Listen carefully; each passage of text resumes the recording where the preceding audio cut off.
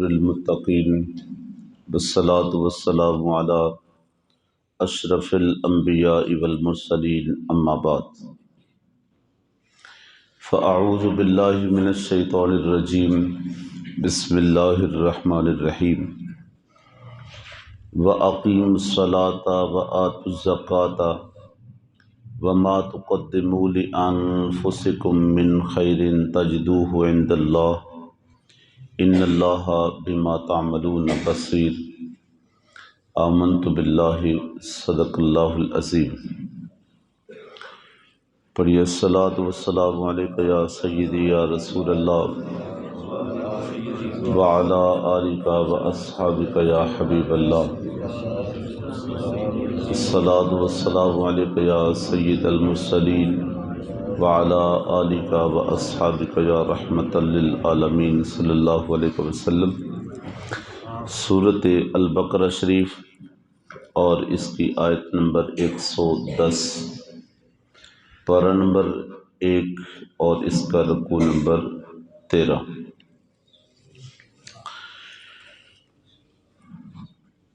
اس سے گزشتہ آیت مقدسہ میں 109 کے اندر ہم نے پڑھا کہ اہل کتاب میں سے اکثر لوگ یہ چاہتے ہیں کہ لو یردونکم من بعد ایمانکم کفارا، تمہارے ایمان کے بعد تمہیں واپس کفر کی طرف لوٹا دیں۔ یہ ان کی خواہش ہے، ان کی کوشش ہے، اور وہ اپنے حسد میں یہ ساری چیزیں کر رہے ہیں، حسدا من عند انفسہم۔ تو اہل ایمان کو آج کی اس آیت پاک میں 3 ایسے عمل بتائے حکمن کہ جب تم یہ عمل کرتے رہو گے تو پھر دنیا کا کوئی کافر جو مرضی کہتا رہے تمہیں ایمان سے پھیر نہیں سکتا، ایمان سے کفر کی طرف لوٹا نہیں سکتا۔ پھر تمہارا ایمان مضبوط ہوگا، تمہارا عمل اتنا اچھا ہو کہ تمہارے ایمان تک کفر پہنچ ہی نہ سکے۔ اس آیت پاک میں 3 بڑے عمل ذکر فرمائے ہیں۔ سب سے پہلا جو ایک مسلمان کی پہچان ہے، آپ جانتے ہیں کہ مسلمان اور غیر مسلم کے درمیان جو عمل فرق کرتا ہے وہ کون سا ہے؟ نماز کا۔ ایک جگہ پہ 10 لوگ بیٹھے ہوں، کوئی مسلم ہوں کوئی نان مسلم ہوں، اور سب کا لباس ایک جیسا، سب کی زبان ایک جیسی، سب کا کلچر ایک جیسا، لیکن اچانک آواز اذان کی سنے تو پھر اگر کوئی بھی ٹس سے مس نہیں ہوا، کسی کو بھی کوئی ہلا نہیں وہاں سے، اپنی اپنی جگہ پہ اسی طرح مست ہیں، وہی گفتگو ہے، تو پھر مجھے بتاؤ کیسے پتہ چلے گا کہ مسلمان کون غیر مسلم کون؟ وہ تو ایک ہی طرح کا کلچر ہے، ایک ہی طرح کی زبان ہے، ایک ہی طرح کا لباس، کوٹ پینٹ ٹائی پہن کے بیٹھے ہیں، تو کون کیسے پتہ چلے گا؟ اگر سارے کسی کو اثر ہی نہیں ہوا، کوئی ٹس سے مس نہیں ہوا، تو پھر اس کا مطلب ہے کسی نے اپنا فرق ظاہر ہی نہیں کیا۔ لیکن اگر ادھر اذان کی آواز سنے، ادھر مسلمان تڑپ جائے اور وہ سب کچھ چھوڑ کے رب کے حضور حاضر ہو جائے، تو پتہ چلے گا یہی محمد عربی کا غلام ہے۔ تو جس عمل نے مسلمان اور غیر مسلم کے درمیان فرق کیا وہ کون سا عمل ہے؟ نماز ہے۔ اولین پرسش نماز بود، قیامت کے دن روز محشر بھی سب سے پہلے جس عمل کا سوال کیا جائے گا وہ کون سا ہے؟ نماز کا ہے۔ اور نماز ہی وہ عمل ہے کہ جس کے ذریعے بندہ فرش پہ کھڑا ہو کر عرش والے سے گفتگو کرتا ہے۔ ادھر بندہ اللہ اکبر کہہ کے نماز میں داخل ہوا تو ساری مخلوق سے کٹ گیا، خالق سے جڑ گیا۔ اب اس کے بعد اس کی جتنی گفتگو ہے وہ مخلوق سے نہیں۔ جب وہ کہتا ہے نا سبحانک اللہم و بحمدک، میرے اللہ تو پاک ہے، تیری حمد ہے، تو یہ مخلوق سے کٹ گیا۔ جتنی گفتگو کرتا ہے یہ مخلوق سے نہیں کرتا، خالق سے کرتا ہے۔ بہت سارے فضائل ہیں نماز کے، تو انشاءاللہ اس کے اوپر بات ہوئی بھی ہے، ہوتی بھی رہے گی۔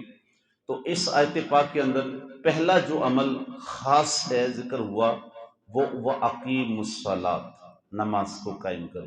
اب جو بندہ نماز کا پابند ہے، نماز کو قائم کرتا ہے، پھر اس کا ایمان بھی اتنا ہی مضبوط ہو جاتا ہے۔ پھر سارا کفر بھی مل کر اس کی کوشش کرتا رہے، اس کو ایمان سے پھیر سکتا نہیں، وہ کفر کی طرف لوٹا سکتا نہیں۔ تو پچھلی آیت میں جو ہم نے پڑھا کہ اہل کتاب کوشش کرتے ہیں کہ ان کو ایمان سے پھیر دیا جائے، تو نماز کا پابند ہو جا، تیرا ایمان مضبوط ہو جائے گا، پھر کوئی اس تجھے ہلا نہیں سکے گا۔ دوسرا عمل اس آیت میں فرمایا کہ چونکہ نماز تو بدنی عمل ہے، تو اللہ رب العزت نے اپنے محبوب کی امت کو دونوں عمل دیے ہیں، بدنی عمل بھی، مالی عمل بھی، بدنی عمل بھی، مالی عمل بھی۔ اس کا فائدہ یہ ہوتا ہے کہ بعض اوقات بدنی عمل رک جاتا ہے لیکن مالی عمل جاری رہتا ہے۔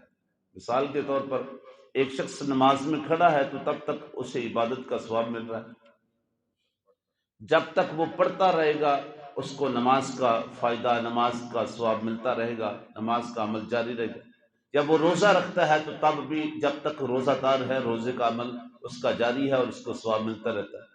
لیکن جب افطار کا لیا، اب روزے کا عمل جو فائدہ یہ ثواب کی شکل میں آ رہا تھا وہ رک گیا۔ اسی طرح جب نماز سے باہر نکلا، نماز سے فارغ ہوا، تو نماز کا جو اس کو ثواب مل رہا تھا اب وہ رک گیا۔ لیکن بعض اوقات مالی عمل وہ ایسا ہوتا ہے کہ ایک بندہ کسی ایسی جگہ پہ جا کے پیسہ لگا دیتا ہے، ایسی جگہ خیرات کر دیتا ہے، صدقہ دے دیتا ہے، مسجد بنا دیتا ہے، مدرسہ بنا دیتا ہے، کوئی خلق خدا کی خدمت کا کوئی ایسا عمل کر دیتا ہے، کوئی چیز بنا دیتا ہے صدقہ جاریہ کے طور پر، تو جب تک وہ سلسلہ ایک مسجد بنائی، مدرسہ، جب تک وہ مسجد چلتی رہے گی، وہ سویا ہے، وہ جاگا ہے، وہ نماز میں ہے، وہ نہیں ہے، وہ جس حالت میں بھی ہے، اس مالی عمل کا فائدہ بدستور اسے پہنچتا رہے گا، صرف دنیا میں نہیں، حتیٰ کہ اگر وہ قبر میں چلا گیا تو یہ فائدہ اسے وہاں پہ بھی پہنچتا رہے گا۔ اس لیے اس آیت پاک میں دوسرا عمل یہ دیا کہ وَآتُوا الزَّکَاۃ، زکوٰۃ کو بھی ادا کرنا ہے، یعنی مالی عمل بھی کرنا ہے۔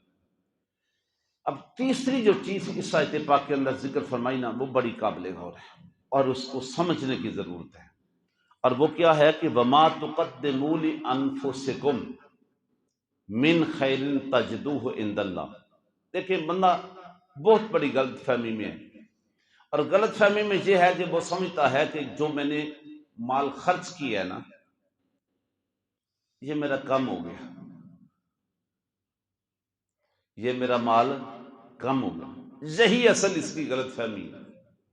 او بھائی میرے، جو تو نے راہ اللہ خرچ کر دیا، اپنے ہاتھوں سے دے دیا ہے، یہ وہ مال تیرا وہ خزانہ بن گیا ہے، یہ تیرا وہ مال بن گیا ہے کہ جو کبھی بھی کم نہیں ہو سکتا، یہی تو تیرا پکا ہو گیا۔ حضرت عائشہ صدیقہ رضی اللہ تعالی عنہا کہتی ہیں کہ ایک دفعہ حضور نے بکری ذبح کی، اور ذبح کر کے حضرت عائشہ سے فرمایا کہ عائشہ اسے تقسیم کر دو، اسے خیرات کر دو۔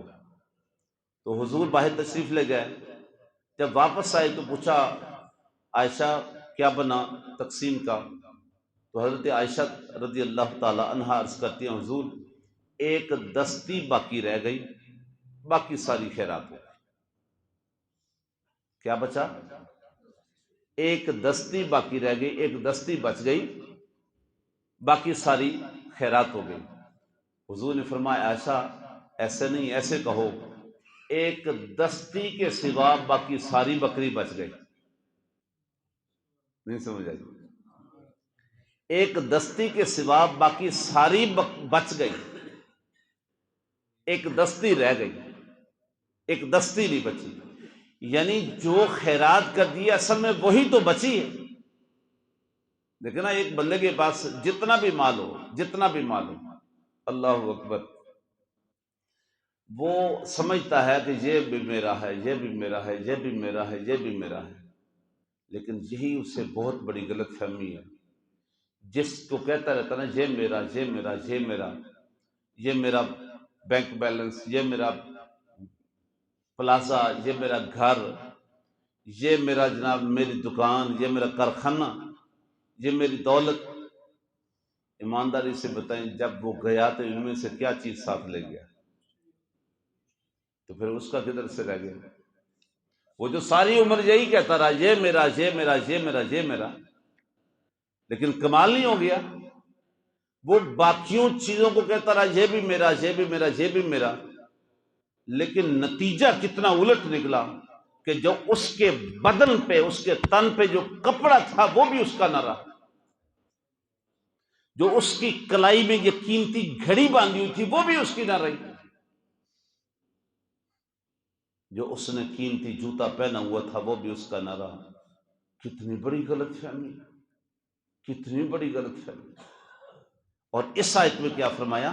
سنو، فرمایا وَمَا تُقَدِّمُوا لِأَنفُسِكُم مِّن خَيْرٍ، یاد رکھو جو تم خیر کا کام، خیر کی چیز، بھلائی کی چیز، اچھا عمل، اچھا صدقہ، اچھی خیرات جو تم آگے بھیجتے ہو نا، وَمَا تُقَدِّمُوا لِأَنفُسِكُم، اپنی ذات کے لیے آگے جو بھیجتے ہو، یاد رکھو وہ ضائع نہیں ہوا، تجدوہ عند اللہ، اللہ کی بارگاہ میں وہ تجھے دے دیا جائے گا، وہ تم پالو گے، تجدوہ عند اللہ، وہ اللہ نے تمہارا ضائع نہیں ہونے دیا، اللہ نے تمہارا وہ محفوظ کر لیا ہے، اور جب تم اس کی بارگاہ میں جاؤ گے تو وہ تجھے اس سے کئی گنا منافع کے ساتھ اللہ تمہیں لٹا دے گا۔ حضرت عمر رضی اللہ تعالیٰ عنہ جنت البقیع کے نا کنارے پہ جا کے کھڑے ہو جاتے اور جا کے کہتے السلام علیکم یا اہل القبور،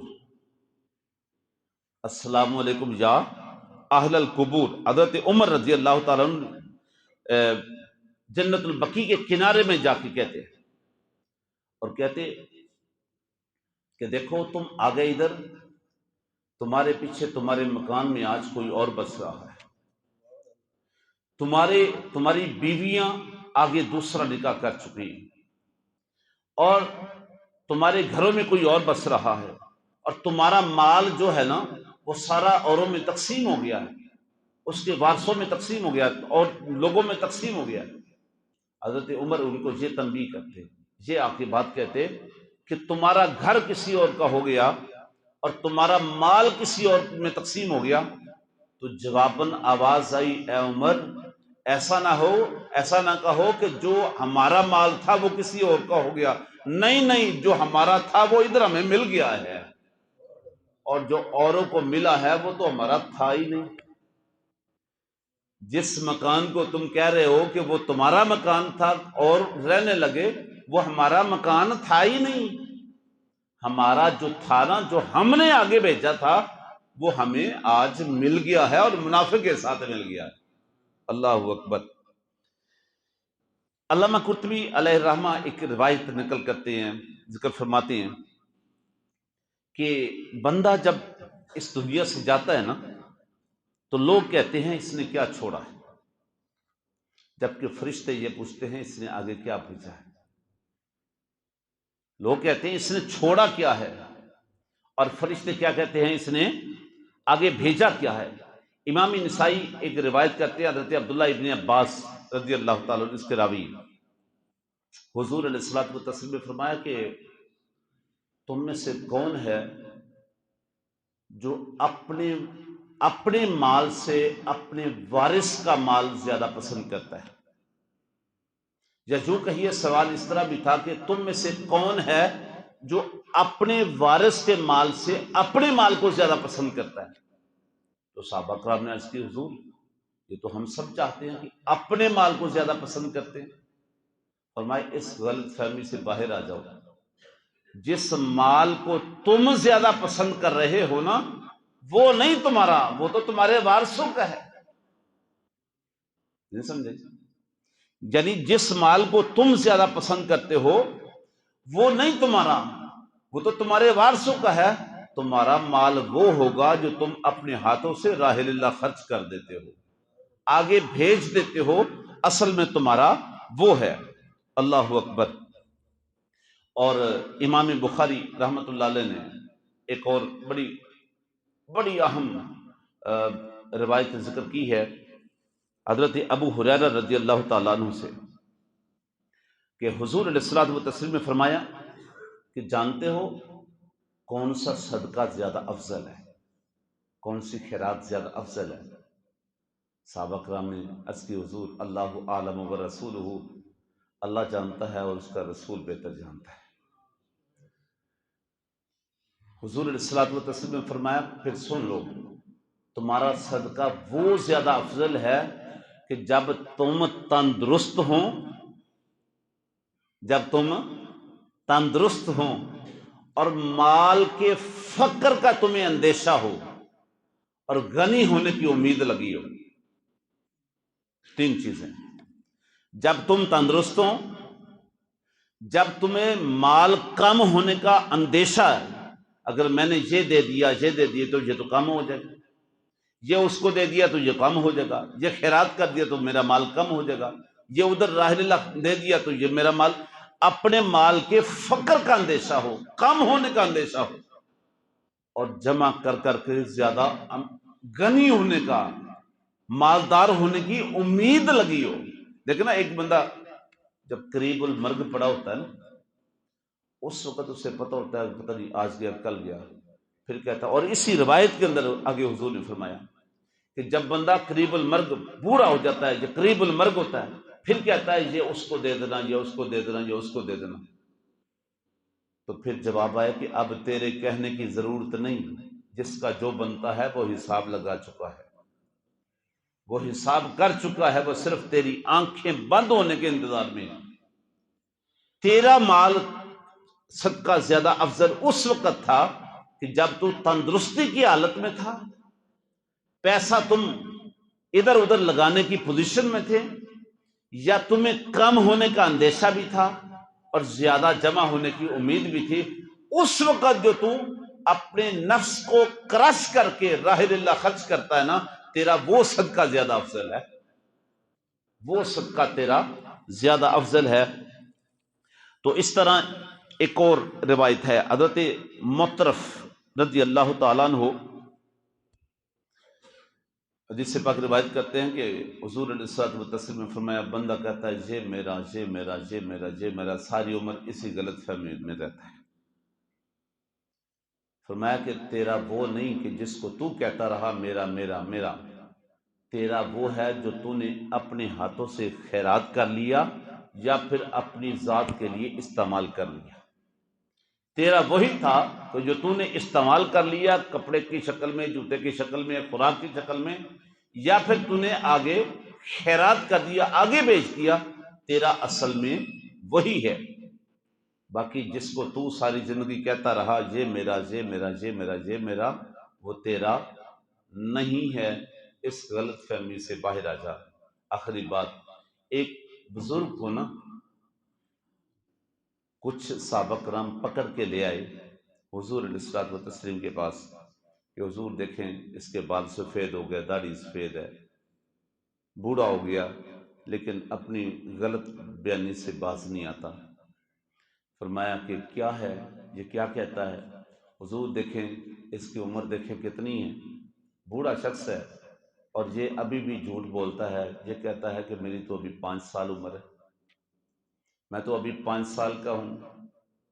حضور اس کے پاس سینکڑوں بکریاں ہیں، بہت بڑا ریوڑ ہے اس کے پاس، بڑی بکریوں کا مالک ہے، لیکن یہ کہتا ہے میری تو 10 بکری ہیں. حضور اس کے 5 بیٹے ہیں اور یہ کہتا ہے میرے تو 2 بیٹے ہیں. اب دیکھیں حضور سیدھا سیدھا یہ غلط بیانی سے کام لیتا ہے. اس کی عمر کتنی ہے، بوڑھا ہے، اور کہتا ہے میں تو 5 سال کا ہوں. سینکڑوں بکریاں کہتا ہے میری تو 10 ہیں. اس کے 5 بیٹے ہم سب جانتے ہیں، یہ کہتا ہے میرے تو 2 ہیں. میرے کریم آقا آپ کی نگاہ نبوت نے سارا منظر دیکھ لیا، فرمایا میرے غلاموں تم بھی ٹھیک کہتے ہو اور جھوٹ یہ بھی نہیں کہتا، تم بھی ٹھیک کہتے ہو، جو تم دیکھ رہے ہو وہ تم اپنی جگہ پہ ٹھیک ہو، لیکن جھوٹ یہ بھی نہیں کہتا۔ اور فرمایا میرے غلام تو خود ہی اس کی وضاحت کر دے تاکہ ان کی غلط فہمی دور ہو جائے۔ تو اس نے کہا کہ میں اپنی 5 سال عمر اس لیے کہتا ہوں کہ مجھے 5 سال ہوئے کلمہ محمدی پڑھ کے حضور کا غلام بنے ہوئے، اور میرے نزدیک یہی 5 سال میری عمر ہے، باقی تو ساری ضائع گئی، باقی تو ساری ضائع گئی، بیکار گئی، کفر کی حالت میں، جہالت میں چلی گئی۔ میرے نزدیک میری عمر وہی ہے کہ جو میں نے حضور کی غلامی میں گزار لی ہے، کلمہ پڑھتے ہوئے گزار لی ہے۔ میری اصل یہی زندگی ہے، اسی کو میں زندگی سمجھتا ہوں، باقی تو سب بیکار گئی۔ اور 2 بیٹے اس لیے کہتا ہوں کہ جب میں نے کلمہ محمدی پڑھ کے حضور کی غلامی کو قبول کیا تھا، میرے ساتھ 2 بیٹوں نے بھی قبول کر لیا تھا، وہ بھی میرے ساتھ حضور کے غلام بن گئے، دین محمدی میں آ گئے، اسلام میں آ گئے۔ حضور جنہوں نے کلمہ ہی نہیں پڑھا میرے نبی کے دشمن رہ گئے، ان کے ساتھ میرا کوئی تعلق نہیں، وہ میرے کوئی بیٹے نہیں، میرے بیٹے وہی ہیں جو میرے ساتھ آپ کے غلام بن گئے۔ حضور میرے وہی ہیں، بس انہی کے ساتھ میرا ایمان کا رشتہ ہے، انہی کے ساتھ میرا دین کا تعلق ہے، انہی کے ساتھ میرا خون کا تعلق ہے، بس میرے وہی ہیں۔ جنہوں نے میرے حضور کو نہیں مانا وہ میرے نہیں ہیں۔ اور 10 بکریاں اس لیے کہتا ہوں حضور اگر میری آج آنکھ بند ہو گئی یہ ساریاں وارثوں میں تقسیم ہو جائیں گی، کوئی کہے گا میری 5 بنتی ہیں، کوئی کہے گا میری 3 بنتی ہے، کوئی کہے گا میری 10 بنتی ہیں، یہ ساری بانٹ لی جائیں گی۔ آقا 10 بکریاں وہ ہیں جو اپنے ہاتھوں سے راہ اللہ خیرات کر چکا ہوں، صدقہ کر چکا ہوں، مجھے پتا ہے وہ 10 کوئی نہیں بانٹے گا، وہ 10 کوئی نہیں بانٹے گا، ان کا وارث کوئی نہیں بنے گا، ان کی تقسیم میں کوئی نہیں آ کے کہے گا کہ اس میں سے مجھے دو۔ آقا 10 وہ ہیں جو میری ہیں اور میری رہیں گی، ان میں سے کوئی بھی تقسیم کرنے والا، حصہ مانگنے والا نہیں آئے گا، یہ تو ساری بانٹی جائے گی، یہ تو ساری تقسیم ہو جائیں گی، بس میری آنکھ بند ہونے کی دیر ہے، ہر کوئی حصہ دار بن کے آ جائے گا۔ آج آپ جا کے دیکھیں نا، یہ عدالتوں کے اندر ماحول دیکھیں، کتنے کیسز ایسے ہیں جو وراثت کے لوگ سال ہر سال سے کیس لڑ رہے ہیں، وہ کہتا ہے میرا اتنا بنتا ہے، وہ کہتا ہے میرا اتنا بنتا ہے، وہ کہتا ہے اس نے میرا غصب کیا ہوا ہے، وہ کہتا ہے اس نے، کتنے کیسز آپ جا کے دیکھ لیں، 50% آپ کو کیس لٹکے ہوئے کئی سال، 10 سال، 20 سال سے لڑ رہے ہیں، انہوں نے اپنا سکون برباد کیا ہوا ہے، پیسہ لگا رہے ہیں، پیسہ لگا رہے ہیں، جھگڑا کیا ہے جی؟ وہ ہماری وراثت کا جھگڑا ہے جی، وہ پوری نہیں مل گئی، کیوں جی ایسا ہے کہ نہیں؟ تو جو شخص چھوڑ گیا وہ تو چلا گیا، جھگڑا پچھلے کر رہے ہیں، وراثت میں حصہ دار پچھلے وہ لڑ رہے ہیں آپس میں، تو وہ شخص جو چلا گیا ساری زندگی کہتا یہ میرا ہے، یہ میرا ہے، یہ میرا ہے، اس کی بات کدھر گئی رہی؟ اس کا مطلب ہے وہ غلط فہمی میں رہا، جس کو وہ کہتا رہا یہ میرا، یہ میرا، یہ میرا، یہ اس کا نہیں تھا، جن کا بنتا ہے وہ تبھی تو جھگڑ رہے ہیں، اور وہ بھی ہر کوئی زیادہ لینے کی کوشش کر رہا ہے، زیادہ کھینچنے کی کوشش کر رہا ہے، جس کا جتنا زیادہ زور چلتا، طاقت چلتی، سفارش چل گئی، پیسہ چل گیا، اتنے زیادہ پہ قبضہ کر لیا، اللہ خیر سے۔ تو جی روز ایسا ہوتا ہے کہ نہیں؟ تو اس لیے اس غلط فہمی سے نکل آئے۔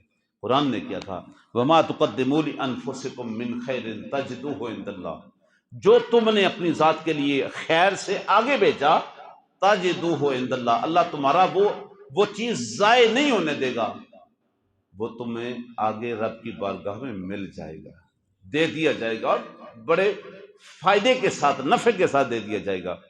ان اللہ بما تعملون بصیر، بے شک اس اللہ کی شان یہ ہے جو تم عمل کرتے ہو وہ اس کو دیکھ رہا ہے، وہ اس کو دیکھنے والا ہے۔ اللہ تعالی ہم سب کو اس آیت کی روشنی میں جتنے اعمال ذکر ہوئے، نماز کا ذکر ہوا، زکوٰۃ کا ذکر ہوا، اور راہ اللہ خیرات کا ذکر ہوا، اللہ تعالی ہم سب کو اس پر عمل پیرا ہونے کی توفیق عطا فرمائے، آمین۔ وما علینا الا البلاغ المبین۔